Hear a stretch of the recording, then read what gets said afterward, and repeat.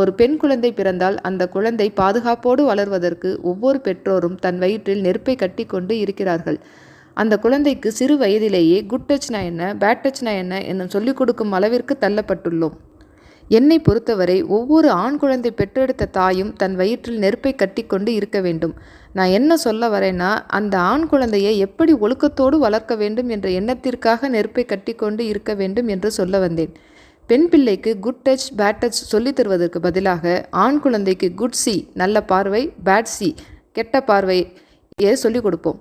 Could see நல்ல பார்வைனா பெண் பிள்ளைகளை அவர்கள் படிக்கும் இடங்களிலும் பொது இடங்களிலும் வேலை பார்க்கும் இடங்களிலும் உங்கள் தங்கையாக, அக்காவாக, அம்மாவாக, பாட்டியாக பார்க்க கற்றுக் கொடுப்போம்.